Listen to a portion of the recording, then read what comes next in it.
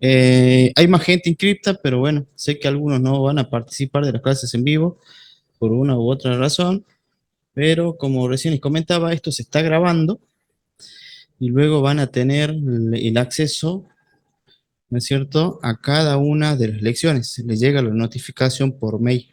Bien, como también, por supuesto, no sé si todos tienen ya el acceso a contenido en plataforma, que básicamente son lecciones de cada uno de los temas que se está o se van a tratar, digamos, en esta actividad. Bien, les comento, mi nombre es Francisco, estoy a cargo de este curso que está compuesto por 9 lecciones en vivo.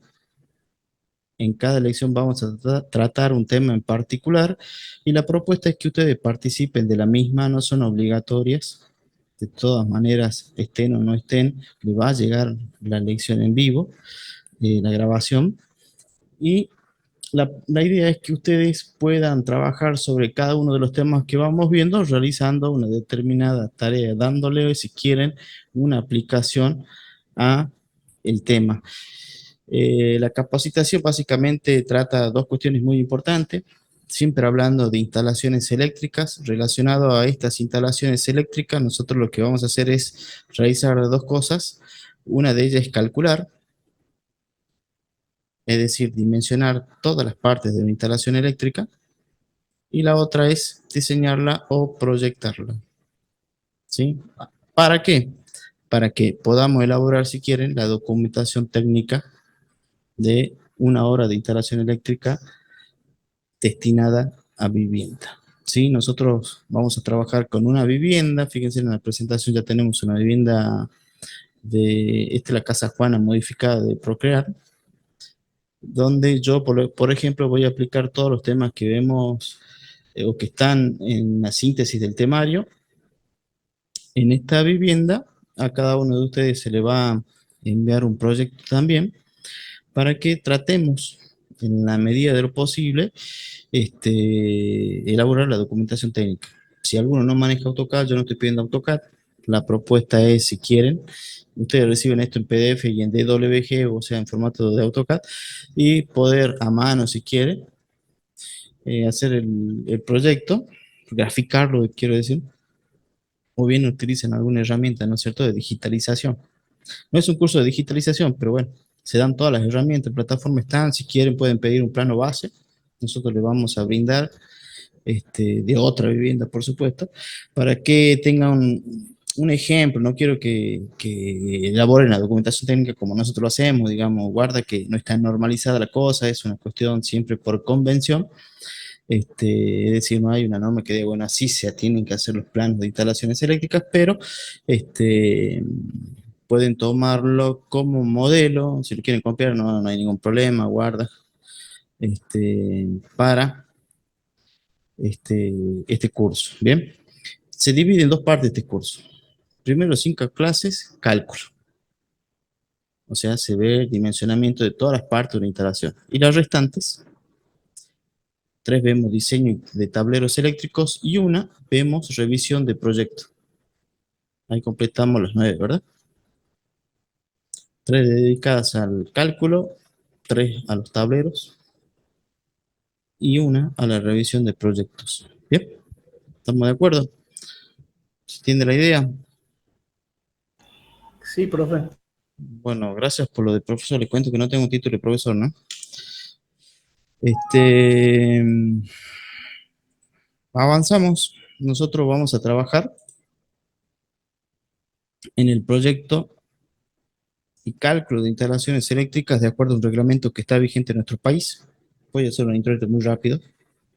Ese reglamento es este libro de tapa azul que lo deben conocer, que forma parte de un compendio. Ese compendio se llama AEA 90364, o sea, no es esto se llama AEA 90364, que deriva de una norma internacional que se denomina IS 60364. Al decir compendio, quiero decir que está compuesto por un conjunto de libritos de tapa azul, si quiere, donde en la parte 7 existe una sección que está vigente en nuestro país desde agosto del año 2017, que tiene como campo de aplicación 3 cuestiones muy importantes en cualquier obra de instalación eléctrica. Recuerden que las obras tienen tres etapas. Una de ellas es el proyecto, otra de ellas es la ejecución y la otra de ellas es la verificación o mantenimiento, si quiere. Nosotros, este libro reúne los criterios para ver estas tres cuestiones importantes, tanto el proyecto, la ejecución como la verificación de instalación eléctrica. Pero nosotros en este curso vamos a tratar solamente los criterios que a nosotros nos conduce al proyecto o al diseño de una instalación eléctrica destinada a vivienda. Bien, este reglamento, como recién mencionaba, tiene un campo de aplicación, tiene un límite, tiene un alcance. Como primera medida, debe ser una vivienda unifamiliar, es decir, yo con esto no podría, por ejemplo, proyectar un local comercial o una oficina. No se puede, ¿por qué? Porque tiene un campo bien definido, bien establecido, que es una vivienda, ¿sí? Allí viene una primera cuestión, y ¿qué es esta? Miren, tal vez ustedes conocen que existe un reglamento que se denomina 771. Lo menciono rápidamente. El reglamento AEA 9364, parte 7, sección 771, también es aplicable en viviendas. Este reglamento está vigente en nuestro país desde el año 2006. O sea, 771 del año 2006, también aplicable en vivienda. Y 770 del año 2017, también aplicado en vivienda, o tiene campo de aplicación viviendas. Y uno dice, che, ¿con cuál vamos a trabajar? La primera cuestión a aclarar. Bien. Entonces, en ese sentido, hay que hacer una breve aclaración. Tenemos dos, si quieren, un conflicto de dos reglamentos distintos, ¿no? 770 y 771, con cuál se proyecta en primera instancia la instalación eléctrica de una vivienda, con 770 o con 771. Como primera medida, siempre cuando hacemos ese análisis formal, nosotros encaramos el proyecto con la sección 770, ¿sí? Porque es una sección específica para instalaciones eléctricas en vivienda. Lo que tiene esta sección es que no es para todas las viviendas. ¿Por qué digo esto? Porque aparte de ser una vivienda, tiene que reunir tres condiciones más, que son las que ustedes están viendo ahí en la presentación. Por ejemplo, una de ellas habla que la corriente máxima no debe ser mayor a, perdón, que la corriente máxima, es decir, fíjense ustedes, yo les dibujo una acometida. Nosotros tenemos acá lo que ustedes físicamente conocen como acometida, la red, el cable de bajada, el medidor, la línea principal, y a no más de 2 metros se encuentra un primer tablero eléctrico, esa instalación, que se denomina tablero eléctrico principal. Ya vamos a hablar en profundidad, pero estoy haciendo un introito. Como todo tablero eléctrico, como todo tablero eléctrico, va a tener un dispositivo que actúe como, o que oficie como cabecera o entrada. O sea, vienen los cables del medidor, sean dos o sean cuatro, y lo que encuentran primero esos cables es un dispositivo que dice el reglamento debe ser una protección contra sobrecorriente en el tablero principal. O sea, no se permite la colocación de otro dispositivo de entrada o cabecera en el TP que no sea una protección contra sobrecorriente. Una protección contra sobrecorriente básicamente quiere decir una protección contra sobrecargas y cortocircuito. Es decir, en vivienda nosotros ya vamos a ver por qué protegemos, ¿no es cierto?, nuestra instalación con el uso de interruptores termomagnéticos. Es decir, no podría haber un diferencial, ¿no? Yo sé que algunos acostumbran a poner diferencial o por alguna cuestión técnica necesita tener el primer tablero eléctrico protección diferencial, ya vamos a ver cuándo, pero no podría estar como entrada o cabecera. Podría estar aguas abajo, por ejemplo, y en serie de la protección contra sobrecorriente recién el ID. ¿Sí? Claro, no puede ser al revés nunca. ¿Por qué? Porque el reglamento que nosotros vamos a estudiar marca pautas, marca recomendaciones y va a permitir distintas cuestiones. En este caso, no permite o indica que debe ser la cabecera del primer tablero eléctrico una protección contra sobrecorriente, no permitiendo la colocación de otros dispositivos. En cambio, hay otros tableros eléctricos, como por ejemplo un tablero eléctrico seccional, ya lo vamos a ver, donde ahí sí se podría colocar tanto un interruptor termomagnético como un diferencial u otro dispositivo. Pero ese otro, harina de otro costal, se entiende la idea. En este caso, en el primer tablero eléctrico la protección termomagnética, y para que yo pueda aplicar los criterios que están en estas 63 páginas que tiene la sección 770, no podrían ser el calibre o la corriente nominal mayor a 63 amperes. Por supuesto, esto se calcula, ¿no? Esto es lo que nosotros comúnmente denominamos calibre, ¿no es cierto?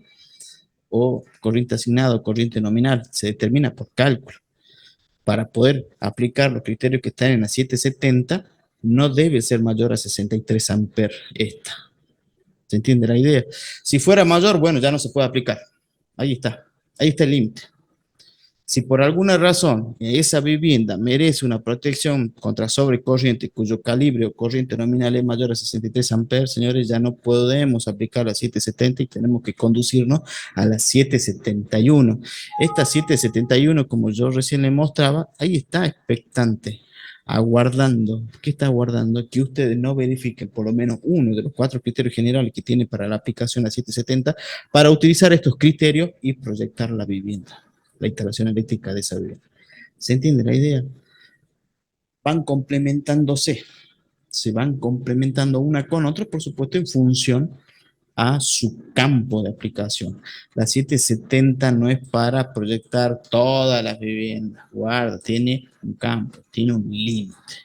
Ahora bien, díganme ustedes, ¿en qué momento yo podría tener 63 amperes en el tablero principal? Capaz que ustedes se dedican a esto, ¿no? Cuando encontramos una térmica, perdón, que ahora sí, de 63 amperes en el primer tablero eléctrico. Guarda que esto no es brujería, ¿no? Esto se determina por cálculo. Y usted me dirá, bueno, yo no sé calcular, por eso estoy en este curso, está bien, vamos a ver. Pero ustedes viven en una vivienda. ¿Cuánto es el calibre que tiene la térmica que está en el tablero principal de su vivienda o departamento? En mi casa hay una térmica de 63 amperes en el tablero Eh, principal. ¿Bipolar? Bipolar. Más o menos, ¿no? No sé, usted debe ser rico. ¿Sabe por qué le digo? A ver, bueno, esto se calcula, ¿no? La corriente nominal de un interruptor termomagnético se calcula en función a la protección contra sobrecarga que se le brinda al conductor que deriva de sus bornes inferiores, ¿sí? El calibre está asociado a la protección contra sobrecargas de ese cable que se está derivando. Por ejemplo, ¿qué cable le deriva? No sé, le pregunto, capaz que no lo sepa, pero ¿qué cable, qué sección de conductor está saliendo, digamos, de los bornes inferiores de su llave esa de 63 amperes? Cable de 4 milímetros. Bueno, 4 milímetros cuadrados. No está protegido contra sobrecarga, ¿ves? Ahí hay un error. Ya lo vamos a ver, pero a ver, normalmente tiro un dato, ¿no? Para que yo calcular la corriente nominal del calibre, se asocia a la corriente admisible del cable este que deriva. 4 milímetros cuadrado tiene una corriente admisible de 28 amperes. La regla es que la corriente nominal, o sea, el calibre de la térmica, sea menor a la corriente admisible del cable. Acá usted tiene 28 amperes de corriente admisible de cable, o lo que soporta, como dicen los instaladores, pero tiene una corriente nominal o calibre de 63 amperes. O sea, es al revés, no está verificando. ¿Lo ve, no? No verifica. Es decir, no verifica, quiere decir que no está protegido contra sobrecargas este cable que se está derivando. ¿Lo ve, Don? Lo que quise decir. Sí, Igual ya lo vamos a ver en profundidad el tema. Pero bueno, está mal dimensionada la protección. Si acá hubiera una sobrecarga, lo que va a hacer es fundirse primero el cable antes que dispare la protección, digamos. ¿Mm? sí, le quiero decir que yo no le hice la No, instalación. no, no. Yo fui a vivir, estaba así. No, no, está bien. No, no, pero estoy dando un ejemplo. No digo que usted fue. 63 amperes, por ejemplo, yo hice un proyecto para una casa quinta, que el tipo tenía una manzana, o sea, 120 metros por 120 metros. Tenía una vivienda de mucha superficie y tenía piscina, quincho y un montón de cositas raras ahí. Cancha. Y ahí más o menos yo llegué a 50 amperes tetrapolar. Una cuadra. de una vivienda. O sea que el librito de tapa azul este tiene un campo de aplicación bastante importante, no es únicamente para vivienditas, si quiere. ¿Se entiende la idea? O sea, su campo es importante, guarda. Que supere 63 amperes, estamos hablando de algo muy, muy grande, digamos, relacionado a la vivienda. ¿Puede pasar? Sí, tranquilamente. Yo por cálculo llegué a 50 amperes, una vivienda con toda la furia. Es decir, que esto, que son 86 páginas, tiene para rato todavía. ¿Sí? Otra cuestión, igual, lo que estábamos hablando ya lo vamos a ampliar. Estamos hablando de una cuestión formal. Primero, marquémonos la raya, si quieren. Marquémonos una raya y veamos qué es lo que podemos hacer con esto. Si no, vamos a entrar como caballo y nos vamos a transformar en meros mecánicos y no es lo que quiero. Bien, ¿se entiende la idea? Hasta ahí. Corriente máxima, de qué estoy hablando, ¿no? Vamos a ver cómo se calcula esto, está bien. Pero para que lleguemos a superar 63 amperes, tenemos que hablar de una vivienda que tenga mucha superficie. Mucha superficie. ¿Bien? Eh, Tercera cuestión.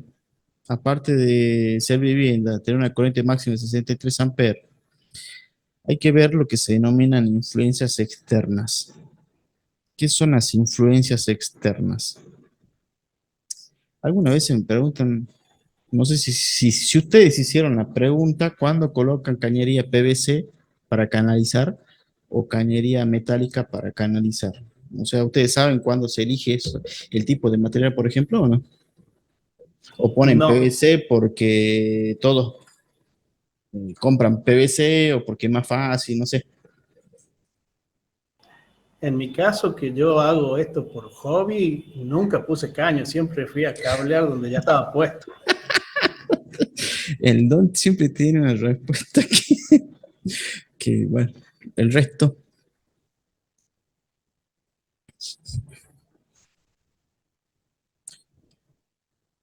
bueno, de acá en más. ¿Cómo elegimos nosotros los materiales en las instalaciones eléctricas? ¿Funciona qué? Básicamente, la elección de los materiales está en función a lo que se denomina técnicamente como influencia externa. Y usted me dirá, ¿qué es una influencia externa? Bueno, ese nombre raro lo puso Norma, no lo puse yo.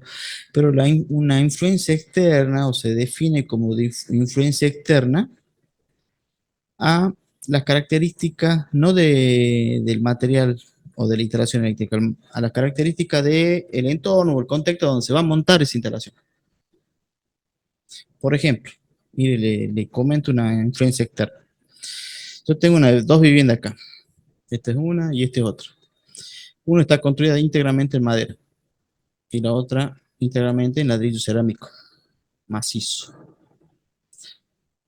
Uno mira y las dos son iguales, pero hay una cosa que lo diferencia de otra, que es bien marcada, que es el tipo de material de construcción. Uno es un material combustible, como es la madera, y el otro básicamente casi no combustible, como es el ladrillo. Entonces, en función a esta cuestión, el reglamento a mí me va a decir, che, te limito la utilización del PVC en madera, sugiriéndote la utilización de metálico, por ejemplo. ¿Se entiende la idea? Entonces uno elige, o el reglamento limita la utilización y la forma de instalación de determinados materiales eléctricos en nuestras instalaciones en función a lo que se conoce como influencia externa. Otro ejemplo, no es lo mismo hacer una instalación eléctrica en una vivienda que en un jardín infante. ¿Cuál es la diferencia? Bien marcada está entre una unidad funcional y la otra. Los usuarios. La cantidad y bueno, y el tipo de usuario. Estamos hablando que acá, en esta unidad funcional, hay una densidad ocupacional bastante importante en relación a una vivienda, digamos que puede vivir una familia de tipo de 5. Tenemos un jardín, podemos tener hasta 500, ¿no es cierto? 500 alumnos. A mí me tocó proyectar un jardín infante de una matrícula de 500. Está bien marcada la cantidad, aparte del tipo de usuarios que son niños. ¿Mm? Entonces, en función a esa cuestión, el reglamento me limita la utilización del cable común. El cable común es el famoso cable parte conductora de cobre, aislamiento básico en PVC. Usted sabe que le acerca la llama a este cable y lo primero que hace es tirar humo, digamos, un humo grisáceo. Entonces ese cable, el reglamento dice no.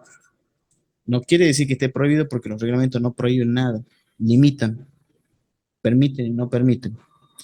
Me dice, no, en el jardín este no, en la vivienda puede ser, pero en el jardín tenés que colocar el otro conductor, el que vos le prende fuego, porque todos los materiales se prenden fuego, pero que no tira humo cuando entra en combustión, que se llama libre de halógenos o técnicamente de baja emisión de humos opacos. ¿Se entiende la idea? O sea, el reglamento en función a esto, de lo que nosotros denominamos influencia externa, me va a limitar la utilización y la forma de instalación de determinados materiales. ¿Se entiende la idea ahora que es una influencia externa? Entonces, les comento que no estoy viendo el chat. Si quieren, me pueden usar el micrófono si hay consultas, ¿no? Por favor. Este, entonces, para saber si utilizamos la sección 770, más allá de ser una vivienda y que la corriente máxima no supere 63 amperes, aquí el reglamento me pide que verifique dos influencias externas. Una se llama BA2, las influencias externas son un código alfanumérico, y la otra se denomina BD1. Parece inglés, pero no. Hay una tabla que está en la sección 771. Fíjense cómo vamos, ¿no? De una cosa a la otra, pero bueno, ahí está en la sección 771, donde BA2, ¿no es cierto?, habla sobre la capacidad de la persona, o sea, el tipo de usuario que va a hacer, justamente que va a hacer uso de las instalaciones. BA1 es una persona adulta, BA2 es un niño, BA3 es una persona con capacidad diferente, BA4 es un idóneo, BA5 un calificado. Y BD1 hace referencia a una influencia externa que está relacionada a las condiciones de evacuación ante un siniestro, baja densidad ocupacional y condiciones fáciles de evacuación. Si esta cuestión, según usted, porque la norma no está encima de su obra, pero si según usted esto se da, el reglamento es aplicable. ¿Cuándo no se podría dar la aplicación de la sección 770? Cuando no verifique, por ejemplo, una de estas dos cuestiones. Les pongo esto, miren. Miren, señores. Les doy un ejemplo. Yo hace rato les mostraba a ustedes una planta de una vivienda. ¿Lo ven, no? Si yo en esa vivienda tengo esto, miren, una persona con capacidad diferente, o sea, que esta vivienda tenga accesibilidad física, uno lo ve, o sea, en el diseño, en la construcción, digamos, características para una persona con capacidad diferente, por ejemplo, que usted tenga esa restricción de movilidad. ¿Es aplicable la sección 770 o no? No, No, se le terminó el campo porque es BA1, BA2, no dice BA3. Entonces, si existe una persona con capacidad diferente, no es que no se pueda proyectar la vivienda, sino lo que vamos a tener que hacer es volver a la 771. ¿Lo ven? Porque la 771 sí tiene y reúne los criterios para yo proyectar la vivienda con ese reglamento. ¿Estamos de acuerdo? ¿Se entiende la idea, señores? Usted dirá, che, es aburrido lo que me está diciendo, pero estamos marcando la cancha.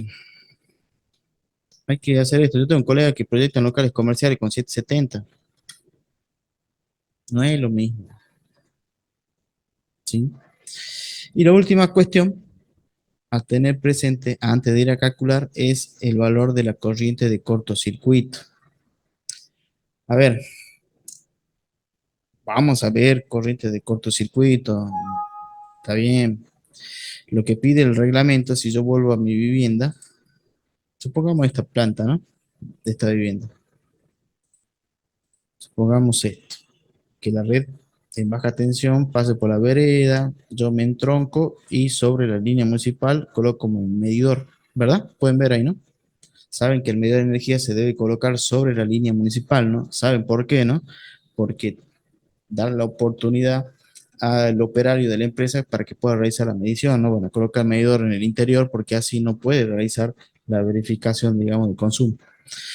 Lo que pide la sección 770 para ser aplicable es que el valor de la corriente de cortocircuito debe ser menor a 10.000 amperes en ese punto.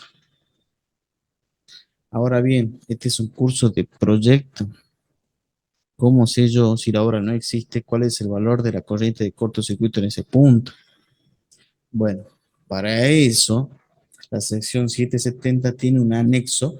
A ver, el reglamento está compuesto por dos partes. Una cuestión pura, digamos, normativa, y las últimas 10 páginas son complementos. Se denomina anexo A y anexo B. En el anexo B hay un método simplificado para calcular corrientes presuntas de cortocircuito. Entonces nosotros podemos, de acuerdo a ese método simplificado, determinar si la corriente presunta de cortocircuito en ese punto es menor o mayor a 10.000 amperes. Si es menor, 770. Si es mayor, no hace falta que diga más. 771. ¿Se entiende la idea? Y acá el más, y acá el más, para empezar, digamos, a calcular mi instalación eléctrica, yo lo que voy a hacer es ponerme de acuerdo con ustedes. La vivienda esta en cuestión reúne las cuatro cuestiones, digamos, para poder aplicar la sección 770. Si no puede hacer nada, digamos, ¿no? ¿Se entiende la idea? Y así vamos a empezar. ¿Dudas, consultas?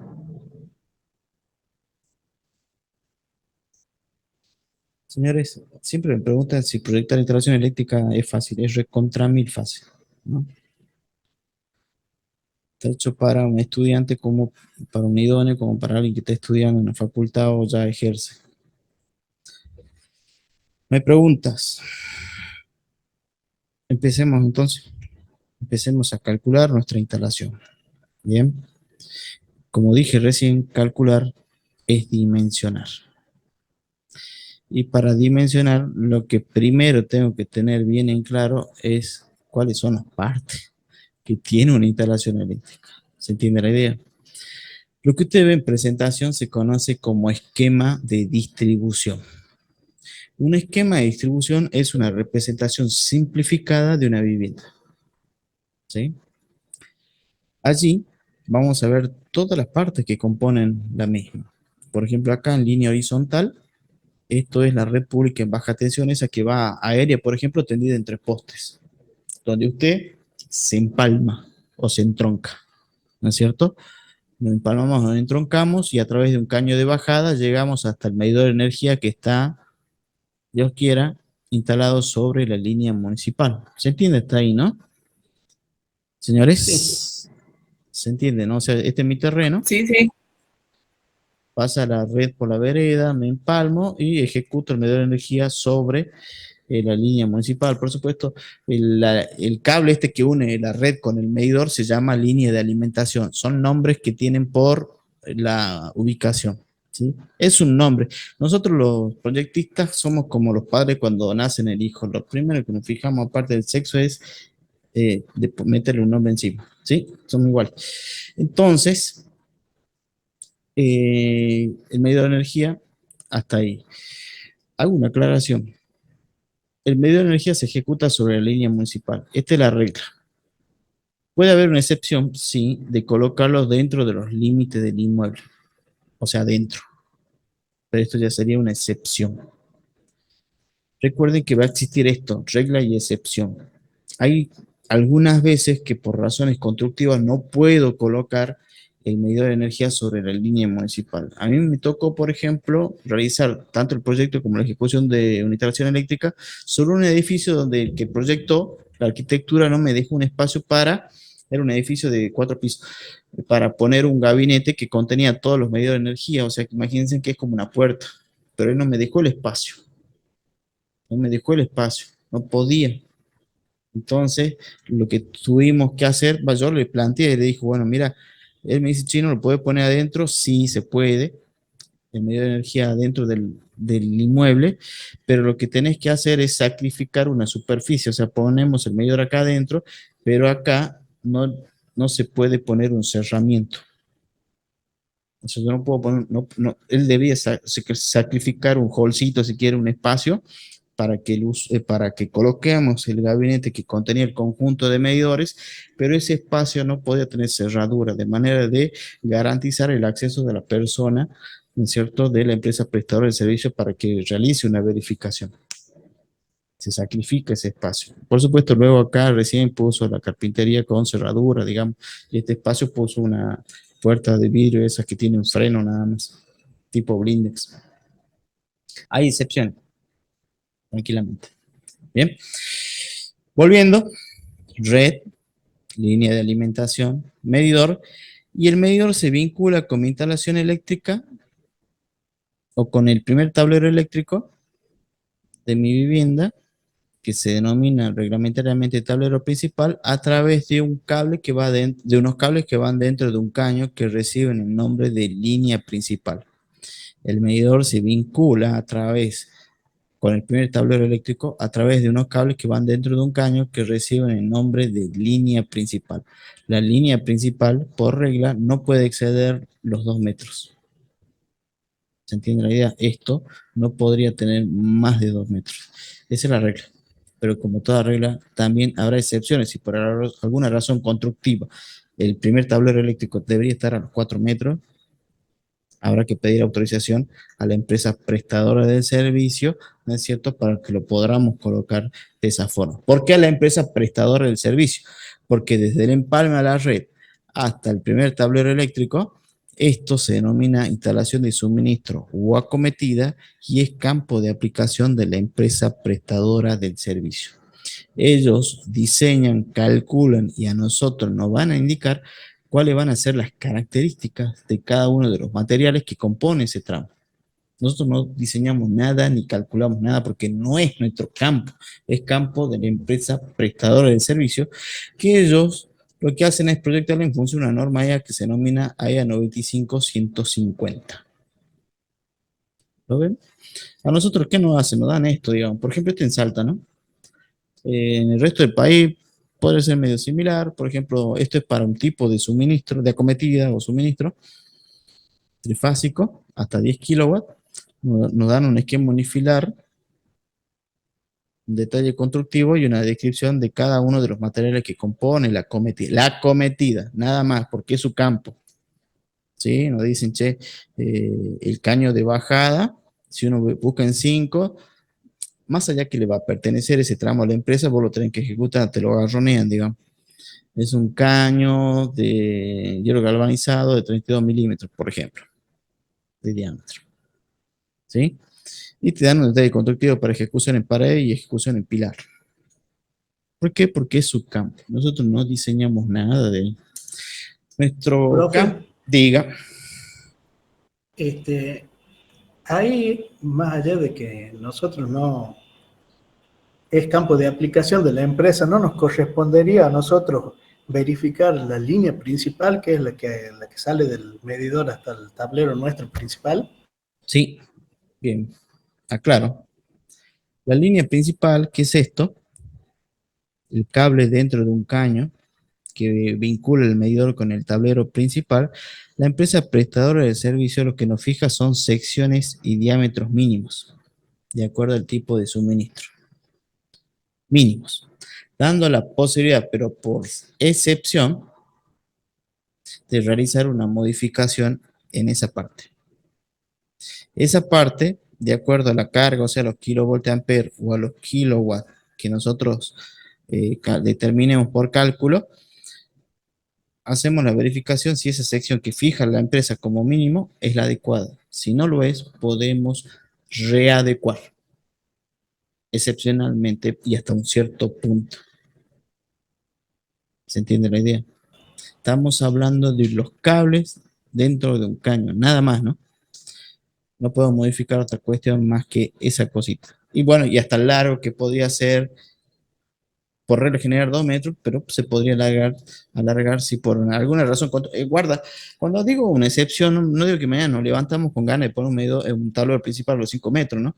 Tiene que estar justificada constructivamente, ¿no? No es nomás, bueno, a mí me gusta poner allá el tablero. No. Bien. Aquellos que realicen este tipo de excepciones por ahí el gobierno. A mí me tocó ver proyectos de participantes de otras provincias donde veía que del medidor al tablero principal habían 6 metros. Esto seguramente lo autorizó la empresa prestadora de servicio porque es su campo, ¿no? No, pero bueno, mi alumno dijo, el participante dijo, es que el gobierno cuando hace lo que quiere. No lo sé, pero bueno. Respondiendo a lo que me consultaba, sí, se pueden plantear readecuaciones, pero hasta cierto punto, guarda, ¿no? No es que tiene piedra libre, ¿no? Son pequeñas readecuaciones, guarda. Si usted me dice un ejemplo, ya lo vamos a ver, pero guarda, no es tampoco la gran cosa. Pero bueno, se puede tocar algo. Ni el mantenimiento podemos hacer nosotros. Si algo sucede en ese tramo, ahí hay que llamar a la empresa y vienen ellos y tocan ahí. Porque es más, si vienen ellos y ven que el problema no está en ese tramo y está ahí adentro, ¿sabes qué te dicen? Anda a buscarte un instalador matricular. ¿Por qué? Porque ellos tratan su campo y no se van a meter tampoco en la otra parte, que justamente es responsabilidad del usuario que parte desde la entrada o cabecera del TP aguas abajo. Y justamente es el campo de aplicación del reglamento que vamos a tratar. Nuestro reglamento tiene aplicación desde la cabecera del primer tablero eléctrico aguas abajo. Es decir, va a rondar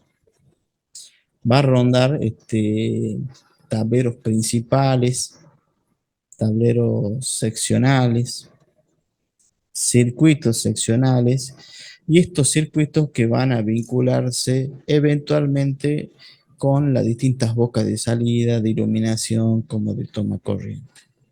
Bien, lo que ustedes ven en presentación, yo lo voy a presentar como corresponde. Es lo que le decía hace un ratito, se denominan esquemas de distribución. Justamente la sección 770 empieza su recorrido mostrando distintos esquemas de distribución eléctrica que consideran como típicos. Ahí está. Miren, por ejemplo, el esquema 1, el que hace rato mostramos, que es de un solo tablero, que del cual se derivan los circuitos que van a vincularse con bocas de iluminación, de toma corriente. El esquema 1. Yo, por ejemplo, ahí tengo colegas que se oponen al esquema 1. O sea, no lo ven, digamos, o sea, ya parezco mi ley. No quise decir eso. Quiero decir de que lo cuestionan mucho, digamos, al esquema 1 porque dice que es de un único tablero. Ellos más apuntan a esto, dice, a un 2 donde del TP se deriva un tablero seccional y de ahí recién derivar eh, los circuitos que van a electrificar las distintas bocas de salida. Y viene la primera pregunta, ¿no? ¿Cómo nosotros planteamos o decidimos cuál va a ser la forma de distribuir la energía eléctrica en una vivienda? ¿Eso es de manual? ¿Es un pentecostés, digamos, que baja, así como si es un infusa, se impone? Yo creo que no, ¿no? ¿Cómo planteamos un esquema de distribución? ¿Cuáles son los factores, digamos, que van a influir para yo decir, bueno, mira, esto se va a distribuir así? ¿Qué opinan?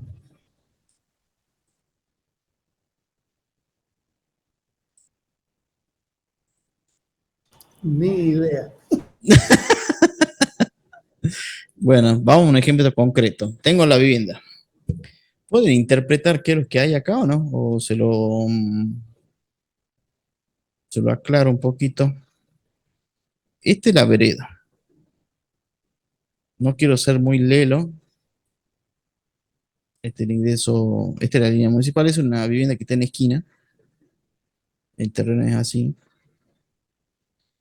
Ingreso peatonal, o sea que esto es jardín. Vamos a poner verde. No lo quiero aburrir, señores, sino trato de ser lo más didáctico posible. Jardín, jardín, jardín, jardín, fondo, fondo, fondo, fondo. Ingreso peatonal, al interior de la vivienda. Fíjense que es un ambiente que tiene varias funciones: dormitorio, lavadero, galería. Y acá el espacio garage. Pueden verlo, ¿verdad? Es una vivienda que está separada de la línea municipal, ¿no es cierto?, por jardines. Lo que primero tenemos que hacer es plantear una forma de distribuir. Usted dirá, me voy a la norma y me fijo cuáles de estos esquemas de distribución son ideales. No, no es tan así, digamos, guarda. Estos son ejemplos, le llaman típicos, bueno, pues son los más usuales, pero el proyectista de instalaciones eléctricas, aquel que está por realizar este trabajo, lo que tiene que hacer es primero ver la obra, decir, bueno, esto está así. ¿Cómo será, cuál será la mejor forma de distribuir la energía eléctrica? Y en estas situaciones lo que uno hace como primera instancia es decir, bueno, mira, ¿dónde voy a colocar el medidor? ¿No es cierto? Esto es reja, imposible. Todo esto es reja, está descartado. Acá hay dos puertas, descartado. ¿No es cierto? ¿Me siguen, verdad? Tengo la Sí, red, Sí, sí. voy a tener que colocar un medidor de energía. Esto es pared, esto es pared. No van a hacer como hacen los changos acá, ¿no? Medidor en la columna. Guarda. Perdona a los changos que me están viendo, pero son raros. Medidor de energía sobre la línea municipal. Justo ahí diseñó la arquitecta que intervino acá este espacio, entonces esto se va a colocar ahí. Digamos, y supongamos que acá ya están las bocas de iluminación y toma corriente proyectada, ¿no? Sería justo bueno, ustedes saben que el primer tablero eléctrico no puede alejarse a más de 2 metros, ¿no? O sea que estamos casi condenados a que esto esté ahí, ¿verdad? Y esto es pared, así que no pasa nada. Podríamos poner detrás del medidor, aunque no creo, digo no creo porque esta pared tiene 15 centímetros de ancho, entonces el gabinete para el medio de energía tiene 20, tiene 15, perdón, y no podríamos poner espalda con espalda, digamos, ¿no es cierto? ¿Se entiende lo que quiero decir, no? Dos gabinetes espalda con espalda son 30 y esta pared que acá está diseñada es de 15, me parece que acaba el medidor y vamos a tener que proyectar sobre esta línea medianera el primer tablero eléctrico, ¿verdad? ¿Me siguen hasta ahí? Sí, sí, Francisco. Bien. Entonces, de ahí empezar a derivar los circuitos que electrifican las bocas de iluminación y toman corriente. ¿Qué opinan?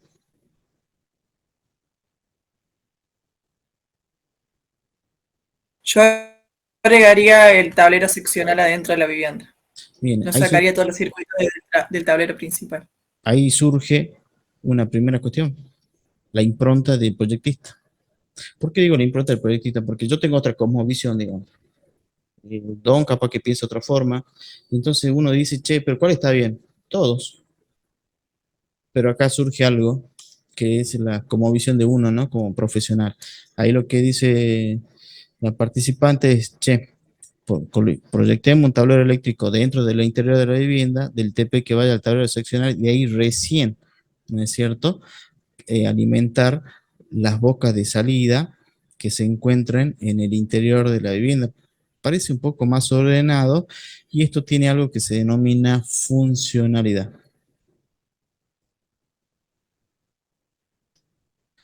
Cuando nosotros proyectamos instalaciones eléctricas, verificamos 5 criterios generales. Hace rato, cuando yo le mostraba el conjunto de esquema de distribución, apuntábamos una sola cosa, la seguridad. Si usted hace todo lo que dice la norma, está verificando la cuestión relacionada a la seguridad, pero una instalación eléctrica no es, o no solamente debe ser segura, también debe ser económica, por ejemplo, y funcional. Ahí, ese aporte que hace la colega, es de darle funcionalidad. Si por alguna razón este circuito falla, no va a ser, por ejemplo, necesario que yo tenga que salir hasta la punta de la vivienda a tratar de realizar un mantenimiento o, digamos, restablecer el servicio. Entonces, nucleo todo acá y derivo desde acá, por ejemplo. ¿Se entiende la idea? ¿Sí? Esos aportes ya van a ir dependiendo de cada uno de nosotros. ¿Eh? Por eso yo hace rato le decía, che, muchos se oponen al esquema 1. ¿No? Pero bueno, el esquema 1 no tiene que estar tampoco relegado. Yo les cuento, siempre cuento la misma historia. Estamos haciendo la obra ahora de un centro vecinal que está en esquina. Y en el centro vecinal tiene el medidor acá. ¿Saben lo que es un centro vecinal, no? Ahí los barrios se organizan y construyen un localcito donde dan clases, donde asisten a personas en estado de vulnerabilidad, por ejemplo. Entonces allí, medidor, primer tablero eléctrico, y de ahí nomás derivamos nosotros las bocas. ¿Por qué? Porque, señor, le están vendiendo empanadas para comprarme el cable, entonces no voy a poder hacer esto. ¿Sí? ¿Esto qué? Economía. Nosotros cuando proyectemos vamos a tener que ponernos en contexto y ver qué de los 5 criterios generales podemos ir poniendo sobre el asador, ¿no es cierto?, para tratar de ayornar ese proyecto. Algunas veces tendrá funcionalidad, otra vez irá más apuntado a la seguridad y economía, todo eso nosotros lo vamos a ir viendo, ¿sí? Y así que sale el esquema de distribución. El esquema de distribución sale. Este esquema de distribución de esta vivienda es este, miren, yo les cuento porque nosotros hicimos. Tiene de medidor, tiene TP, tiene un tablero seccional 1 y acá tiene un tablero seccional 2. De este electrifica este, de este se viene a este, porque este electrifica la bomba cisterna de reserva. O sea que esto va a tomar forma como red, medidor, TP, TS, que de ahí derivan los circuitos terminales y a un tablero seccional bomba. ¿Lo ven? ¿Lo ven, señores? Se fue más. Algunos le quieren bajar el precio. Dicen, ah, mucho tablero para poca casa, digamos, porque si ustedes se ponen a pensar, creo que no superan los 100 metros cuadrados. Pero, ¿qué es lo que había? Plata, ¿sí? Ahí no se discutió el tema. Una obra eléctrica, a ver, no tiene más del 3% del total de la incidencia de una obra, ¿no? El metro cuadrado ahorita es $650. El 3%, digamos, para esta vivienda, no. Sí, una obra de instalación eléctrica, dicen, yo tengo, siempre charlo con los arquitectos, dicen que el cliente llega cansado, justamente uno de los ítems casi al último, entonces llega cansado, quiere decir que ya me casi golpeó con el tema económico y ahí le quieren empezar a retasear, ¿no? Pegan esos arañazos, pero no está. ¿Mm? ¿Se entiende la idea? Entonces, cuando nosotros empezamos a proyectar, lo que primero tenemos que hacer es plantearnos un esquema de distribución. Y ese esquema de distribución no es, a ver, estos son ejemplos, sino que viene o está asociado a la característica constructiva. Y esta característica constructiva también está asociado a criterios generales de seguridad, economía, funcionalidad y otros dos que vamos a ir viendo luego. Uno, no digo que hay que verificar todo, ¿no? Uno ve, uno observa el contexto y dice, bueno, mira, va por este lado, solamente demos seguridad y economía, o demos todo juntos. ¿Se entiende la idea? Para mí es este. Ahora bien, ¿cuál está bien y cuál está mal? Los dos, pero la señora dice dos, yo digo tres. Es lo mismo. O sea, no es lo mismo. Quiere decir que desde el punto de vista normativo, ambos están, se permiten, es verificable, digamos. ¿Yep? ¿Estamos de acuerdo? Tú das Francisco, consultas, diga. consulta. En vez de agregar a lo mejor un tablero seccional, se podría ir con un circuito exclusivo a la bomba para economizar. Sí, pues yo le cuento algo. Yo le cuento Bueno, algo. Como tiene automatización esto, este se vuelve inmenso. Y mi cliente no quería semejante cosa ahí en el living. A ver, guarda que no se imagine que lo que va a electrificar la bomba es una llave térmica diferencial, no. Como está automatizado, como esto se llena, eleva, va a tener un transformador, va a tener un contactor encima, cada rato va a ser tac, tac, el golpe del contactor, ¿me entiendes? Va a tener un transformador, un relevo térmico, un guardamotor, por ejemplo, decir, se empieza a agrandar el tablero. Y acá esto sí va a ser importante. Entonces, ¿qué se hizo? Se diseñó un depósito donde iba a estar la bomba con la cisterna Y acá que esté el tablero este que haga el ruido y que se coloque la automatización, que básicamente es un tablerito así que no exagera la nota, pero es re tranqui, de una automatización para que vean. Ah, debe conocer usted, ¿no? Para ahí yo a nadie subestimo, pero se vuelve importante, digamos. Y el contactor cuando pega, suena fuerte. Y eso ahí en el interior de la vivienda iba a ser molesto, digamos. No es la llavecita nomás. Bueno, este es un tablero tranqui, digamos. Pero esto, y usted quiere agregarle luego todos los dispositivos de protección y maniobra de todos los otros circuitos terminales que iban a electrificar las distintas bocas del interior de la vivienda. ¿Me entiende? Entonces, esto pegaba hacia la automatización. Es más, iba a tener la opción automático, manual, todo eso. Imagínense un tablero así raro. Más que tenga en cuenta que no le gusta, a nadie le gusta un tablero, pero yo veo que siempre lo esconden. Pero bueno, entonces se decidió. Pero ahora bien, usted me dice, yo quiero hacer economía, no me importa que esté ahí, que sea feo, que se vean los ojos de buey y eso ahí. Está bien, ¿se entiende la idea?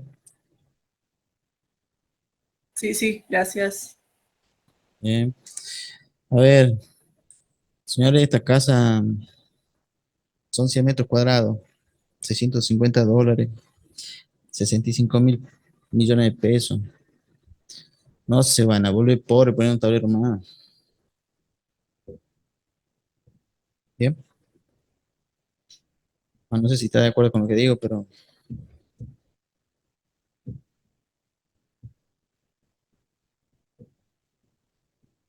esta casa es así, ¿no? Usted la ve así planito, pero tiene confort, tiene confort. Bien. ¿Dudas, consultas?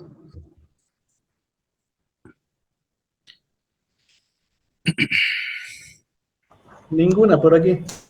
Muy bien. Muy clara la explicación. Bueno, gracias por las flores, ¿no? Primer encuentro online, recuerden que son 9. Le aumento Luciana a 1. No sé por qué, pero le aumento uno más. Próxima clase ya empezamos a calcular la instalación, ¿no? Hasta acá ya el introito.